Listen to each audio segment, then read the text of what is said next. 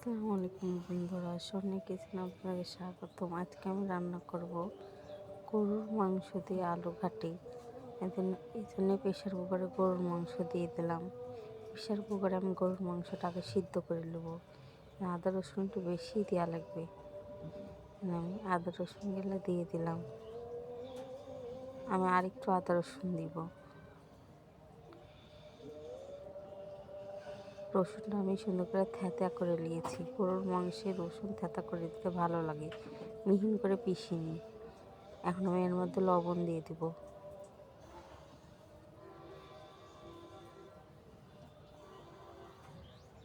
গুঁড়ো মরিচ দিয়ে দিব,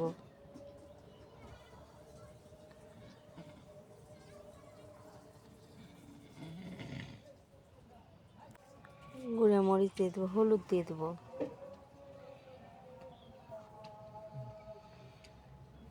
হলুদ দিয়ে দিলাম, সামান্য কাঁচা জিরে দিয়ে দেব, সয়াবিন তেল দিয়ে দিব। দেখুন সুন্দর করে মশলাটা গরুর মাংসের সাথে মাখাই নেব। আমি ছুরি দিয়ে মাখাবো না, এখন রেখে দিলাম, হাত দিয়ে সুন্দর করে গরুর মাংসের সাথে মশলাটা আমি মাখিয়ে নিলাম। আর প্রেশার কুকার এখন ঢাকনা দিয়ে আমি 5-6টা সিটি মেরে নেবো। আর এইদিকে আমি পেঁয়াজটা ভেজে নেব। পেঁয়াজের মধ্যে আমি কাট মশলা, বড় ফল, ছোট ফল, তেজপাতা দিয়ে দিয়েছি। আমি পেঁয়াজটা সুন্দর করে ভেজে নেব।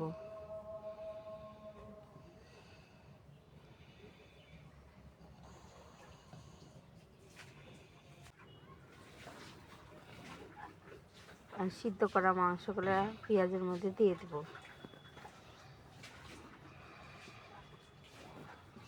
সিদ্ধ করা মাংসগুলো এখন আমি পেঁয়াজের বেরেস্তার মধ্যে দিয়ে দিলাম। আমি আলু ঘাটিগুলো দিয়ে দিব।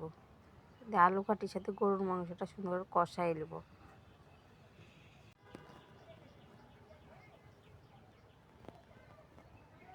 দেখেন আমি আলু ঘাটির সাথে আলুগুলো সিদ্ধ করে হাত দিয়ে সুন্দর মাখাই নিয়েছি। এখন গরুর মাংসের মধ্যে দিয়ে দিলাম। এখন হাত ছুরি দিয়ে সুন্দর করে মাংসের সাথে মাখাই নেব। আমি কিন্তু এখন পানি দিব না, এখন এই আলু ঘাটি আর মাংস সুন্দর করে কষাই নেব।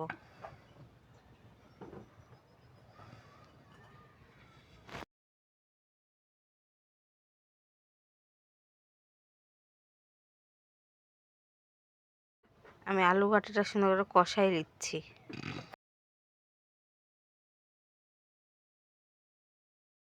আমার আলু ঘাটিটা সুন্দর কষানো হয়ে গেছে, আরও কষাবো আমি। আলু ঘাটি একবার কষাতে কষাতে শুকনা করে ফেলবো।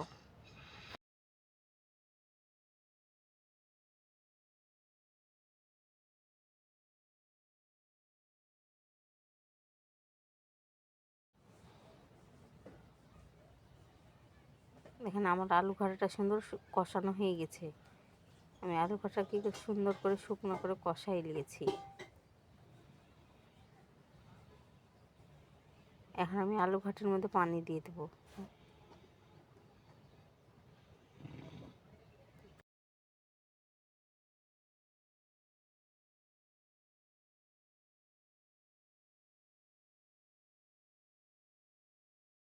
এখন কয়েকটা কাঁচামরিচ দিয়ে দেবো।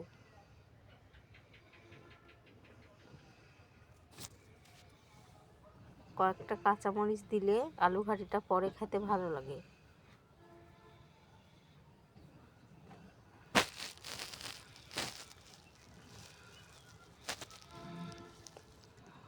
এখন আমি ঢাকনা দিয়ে রেখে দেবো।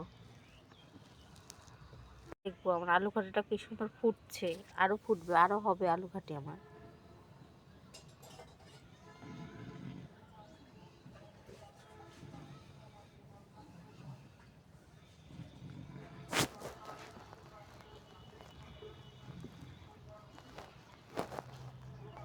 আবার ঢাকনা দিয়ে দিলাম।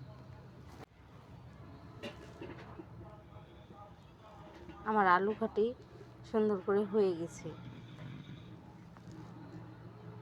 আমার আলু ঘাটি রান্না আপনাদের কাছে কেমন লাগলো, মাংস দিয়ে অবশ্যই আমাকে কমেন্ট করে জানাবেন। আর আমার চ্যানেলটা একটু ফলো করে দেবেন।